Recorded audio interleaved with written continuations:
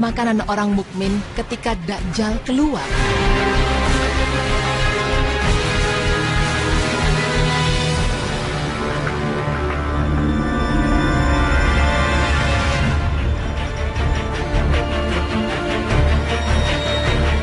Pemirsa, akan tiba saatnya Dajjal keluar dari tempat persembunyiannya dan menyebarkan fitnah di mana-mana.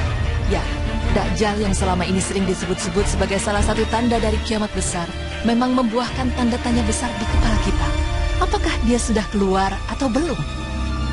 Lagi-lagi jika berbicara kapan Dajjal keluar, tentu tidak ada yang tahu pasti. Tapi sebagai umat muslim kita wajib untuk mengimaninya, karena Rasulullah telah bersabda, "Maka saya akan keluar dan mengembara di bumi, dan tiada satupun tempat kecuali saya masuki selama 40 malam kecuali Mekah dan Taibah atau Madinah, karena kedua kota itu diharamkan bagi saya untuk memasukinya. Apabila saya hendak memasuki salah satu dari kedua kota tersebut, saya dihadapi oleh malaikat yang menghunus pedang untuk menghardik saya, dan pada tiap-tiap lorongnya ada malaikat yang menjaganya." Hadis riwayat Muslim. Tersirat sangat jelas dari hadis tersebut bahwa Dajjal memang akan keluar dan mengembara di bumi. Tapi, pernahkah terfikir di benak Anda, seperti apakah kehidupan kita kalau Dajjal sudah keluar?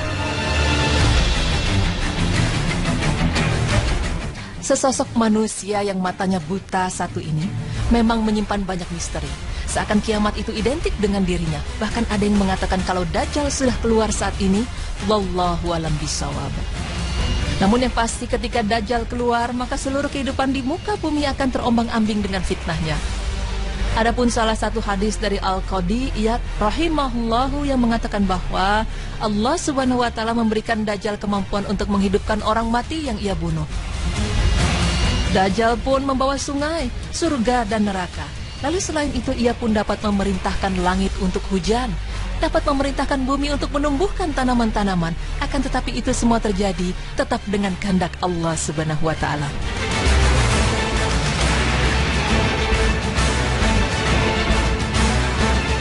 Meskipun Dajjal bisa menumbuhkan tanaman dan menurunkan hujan, tapi bukan berarti makanan kita berlimpah ruah dan bebas makan apa saja. Justru ada hadis dari Syekh Al-Albani yang mengatakan bahwa sesungguhnya 3 tahun sebelum kemunculan Ad-Dajjal, di tahun pertama langit menahan sepertiga air hujannya, bumi menahan sepertiga hasil tumbuhannya, dan di tahun kedua langit menahan 2/3 air hujannya, dan bumi juga menahan 2/3 hasil tanamannya. Dan di tahun ketiga langit menahan seluruh yang ada padanya, dan begitu pula bumi, sehingga binasalah setiap yang memiliki gigi, pemamah dan kuku.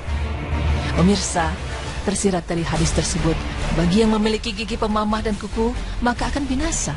Di mana dapat diartikan setiap hewan yang memberikan protein utama bagi manusia akan punah. Contohnya seperti kambing, domba, sapi, kerbau, dan onta.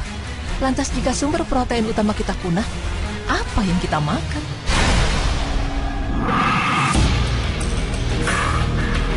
Ada sebuah buku dari Syekh Muhammad Nasiruddin Al-Albani rahimahullah, yang mana di dalamnya ada Asma yang berkata, "Akan tetapi mereka tidak mendapatkan apa-apa sehingga aku khawatir terkena musibah kelaparan dan apa yang bisa dimakan oleh kaum mukminin pada waktu itu." Kemudian Rasulullah SAW bersabda, "Allah mencukupkan kepada mereka dengan makanan yang diberikan kepada penduduk langit atau malaikat." Hadis riwayat Ahmad 26.298. Tapi, terpikirkah Anda bahwa malaikat tidak makan dan tidak minum? Lalu bagaimana orang mukmin untuk menyambung hidupnya? Ternyata Islam pun sudah menyiapkan jawabannya. Para penghuni langit atau malaikat terbiasa setiap hari dengan melantunkan tasbih dan takdis. Maka dari itu Rasulullah SAW menjelaskan bahwa makanan kaum mukmin di masa itu ialah berupa makanan yang sama dengan penghuni langit, berupa tasbih dan takdis. Dari penjelasan tersebut tersingkap bahwa betapa pentingnya peran zikir dalam hidup kita. Bahkan jika dilakukan dengan baik dan benar, maka itu dapat menggantikan fungsi makanan khususnya protein yang pada masa itu menjadi barang langka. Namun, ada baiknya kita melindungi diri dari fitnah Dajjal. Bagaimanakah cara kita agar terhindar dari fitnah darinya?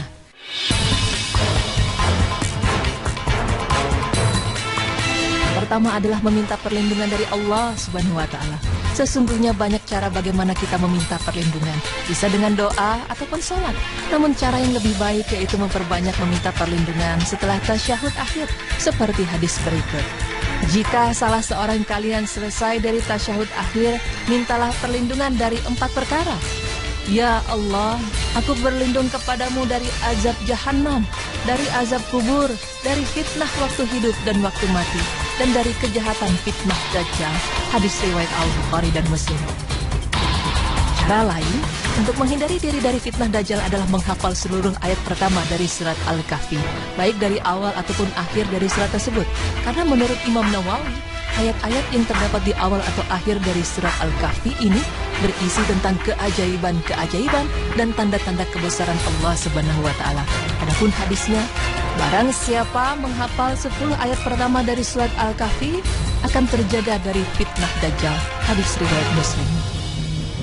Sesungguhnya Dajjal itu adalah manusia yang jelek sifatnya. Maka lebih baik untuk menjauhi Dajjal, karena tidak ada yang mendatanginya kecuali seseorang yang yakin akan terkena mudarat dari Dajjal. Hadisnya pun adalah, barang siapa mendengar keluarnya Dajjal hendaknya menjauh darinya. Demi Allah, sungguh ada seorang yang mendatanginya merasa dirinya beriman, tapi kemudian mengikuti Dajjal dikarenakan syubhat-syubhat yang dilontarkan Dajjal. Hadis riwayat Ahmad.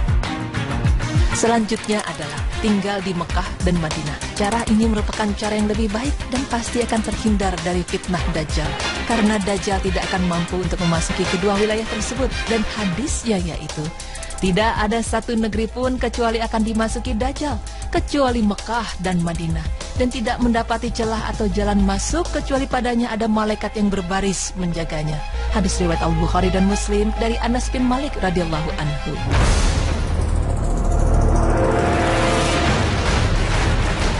Pemirsa beriman, sosok manusia yang terkenal dengan bermata satu ini suatu saat nanti memang akan keluar menemui umat manusia di bumi.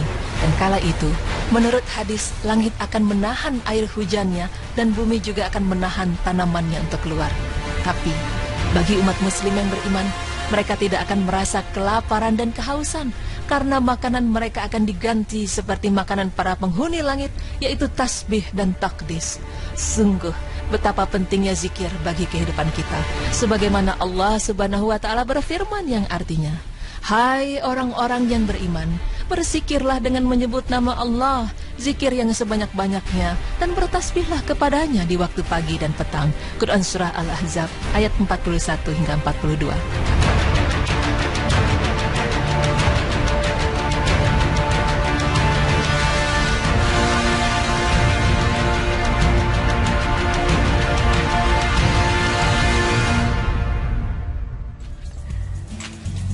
Assalamualaikum warahmatullahi wabarakatuh. Alhamdulillah pemirsa, gimana puasanya hari ini? Insya Allah semua diterima.